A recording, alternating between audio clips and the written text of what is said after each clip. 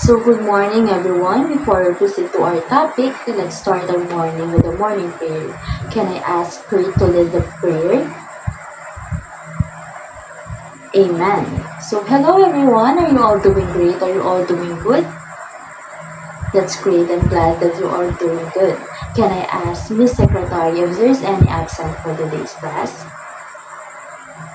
Very good class. I'm glad that there is no absent in our class. So let's proceed to our spelling list.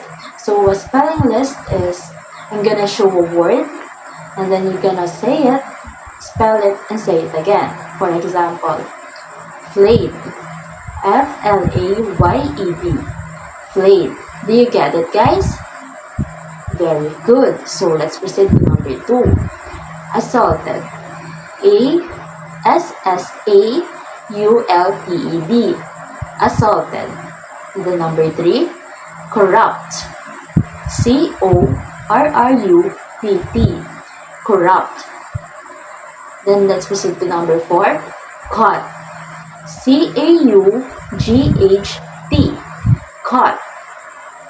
And then last, for the spelling list, evidence.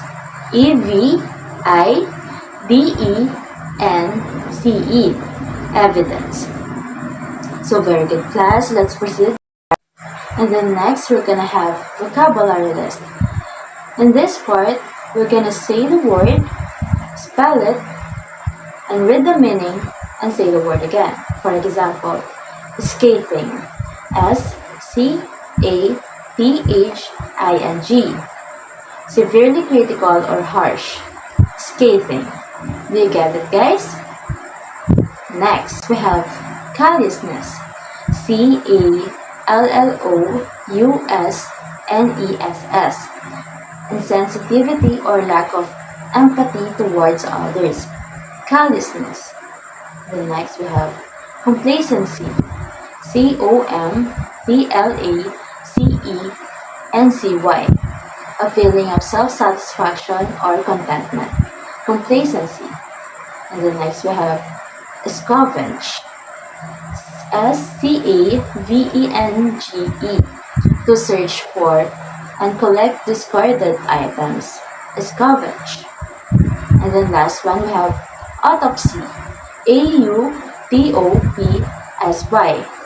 A post-mortem examination of a body to determine the cause of death or the extent of the disease. Autopsy. So before you proceed to our topic, let's have poetry entitled That in the Afternoon by Jose Marte A. Adbeck. So mid-afternoon, a half moon appears. In the east, it was on a Friday this hour. A lance below the heart confirmed the end of the man who declared, I am the light. They all suddenly stopped moving. The olive leaves around the thorn trees, the coarse winds have ceased, and nowhere are the sharp-edged shadows of 3 o'clock. Heaven has changed to the color of soot, confusing time, overturning the real as though a sorrowful mystery is reversing everything, and gloom is a cloak cast from underneath from earth. It's because of the happening of the place of the skull, the one foretold, a penultimate truth. The man is dead. On the 3rd day after the Sabbath, be ready to understand what is written. So, the poem That in the Afternoon by Jose Marte A. Adbeck is a short story that delves into the themes of loss, grief, and the passage of time. So, in simple terms, the story is about how people cope with the death of someone close to them. So it explores the emotional turmoil and the ways individuals deal with their sorrow and the changes that come after such a loss.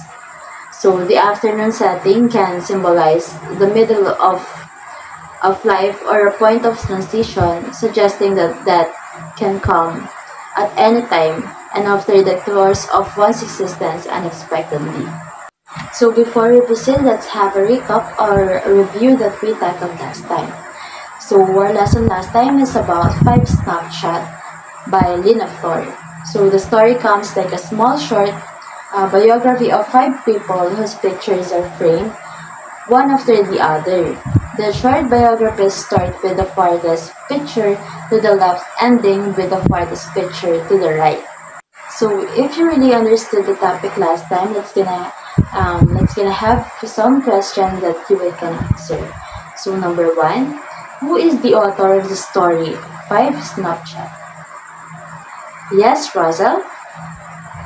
Very good. So the author of the story 5 Snapchat is Lena Flor. Then number 2, how many snapshots are there in the story?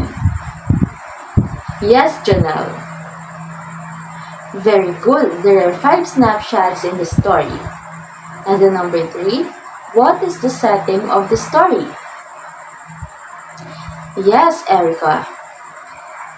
Very good. So the story is set in various locations, each depicted in one of the 5 snapshots.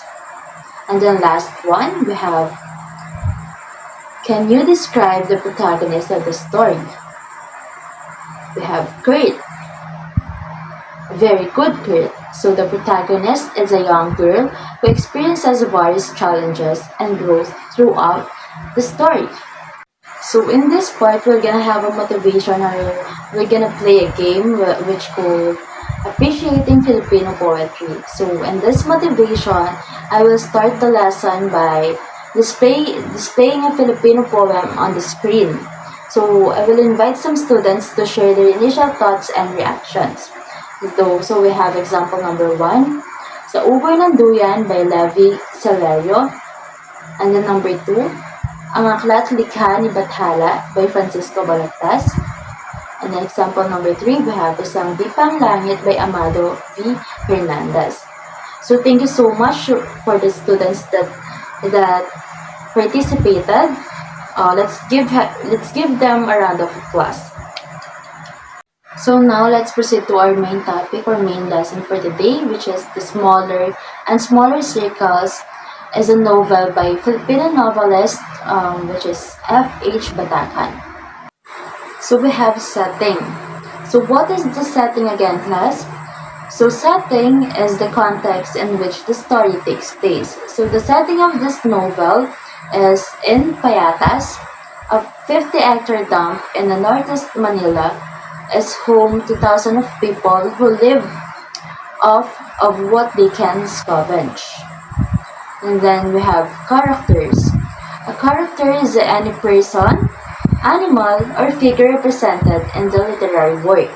So the character here in this novel, we have Father Gus Saenz, Father Jerome Lucero, Joanna Bonifacio, Inspector Ramos, and Bishop Guerrero. And then next we have point of view. So a point of view or POV refers to who is telling or narrating the story. So in this novel, we have Father Gus Saenz's point of view, which is first person point of view. And then we have conflict. A conflict is a struggle that the protagonist goes through in a story. So the conflict in this novel is the investigation of the series or gruesome serial killings in Manila, Philippines. So it is man versus man. And then we have theme. The theme of the story is the underlying message or concept that the author is trying to convey to the reader. So the theme of this novel is social injustice, corruption, faith and morality, and the pursuit of truth. And then next we have summary of the story. So a summary is a brief and concise description of the story. So the summary of this novel goes like this. The story begins with the discovery of a young boy's body in a Manila dump site. So Father Gus Saenz, a Jesuit priest and forensic anthropologist, is called in to assist the police in identifying the victim and determining the cause of death. It's soon revealed that this is not an isolated incident, but rather part of a series of murders targeting impoverished boys from the slums. So Father Saenz, along with his former student Father Jerome Lucero, joins forces with the National Bureau of investigation, or the NBI, to investigate the killings. They quickly realize that the murders are meticulously planned, with the killer leaving behind few clues.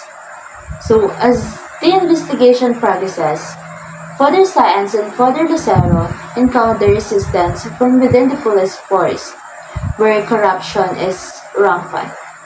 They also face pressure from powerful individuals who seek to protect their interests, including those involved in child prostitution and pornography. Meanwhile, journalist Joanna Bonifacio becomes involved in the case, determined to uncover the truth behind the killings. With the help of Inspector Ramos from the NBI, she assists Father Science and Father Lucero in their investigation, often of great personal risk. So as the team digs deeper, they uncover a network of corruption and abuse, in placing high-ranking officials and influential figures.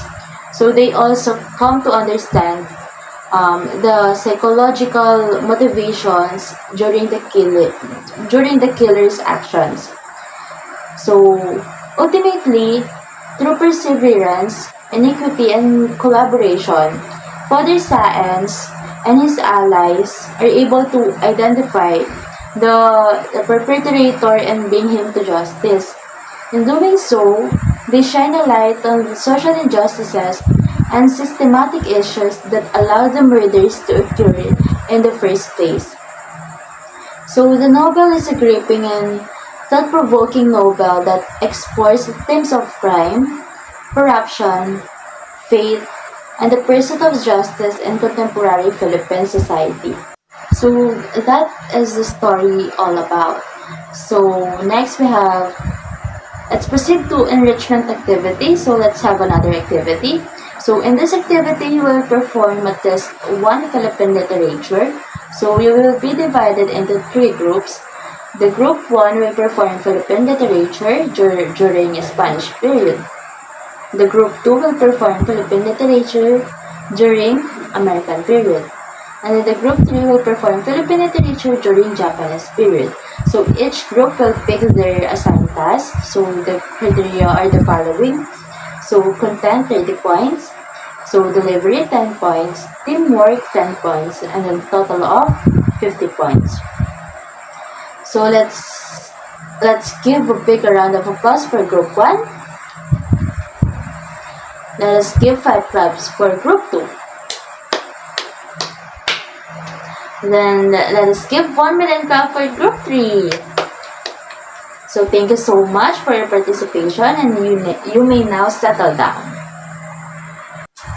So let's have a recap about our topic that we tackled today. So the novel can be viewed as a form of literary activism, inspiring readers to engage with challenges and status quo in pursuit of a better and more just society. Through the portrayal of characters who refuse to remain passive in the face of injustice, smaller and smaller circles celebrates the spirit of nationalism and patriotism rooted in a commitment to the common good. So the novel exposes the harsh realities faced by marginalized communities, particularly the victims of the murders, who are young boys from impoverished areas. So it also challenges readers to critically evaluate the characters' actions. So it also challenges readers to critically evaluate the characters' actions, motivations, and the consequences of their decisions. So readers are encouraged to analyze the complex moral dilemmas faced by the protagonists, Father Science and Father Jerome Lucero, as they navigate through a corrupt and flawed system in their pursuit of justice. So the novel evokes empathy and compassion by immersing readers in the lives of its characters, particularly the victims of the crimes at the center of the story. So through vivid descriptions and empathetic storytelling, The novel invites readers to empathize with the plight of the victims and their families, who are often marginalized members of society living in poverty. So we have a Bible verse here, which is Micah chapter 6 verse 8. So he said here that he has shown you, O mortal, what is good, and what does the Lord require of you? To act justly, and to love mercy, and to walk humbly with your God. So this verse emphasizes the importance of pursuing justice, showing mercy, and maintaining humanity in one's actions. So it aligns with the central message of the novel Smaller and Smaller Circles, which highlights the moral imperative of seeking justice for the marginalized and oppressed while embodying compassion and humanity in the face of adversity. So that's it, guys. Thank you guys for listening. That's our topic for today, smaller and smaller circles.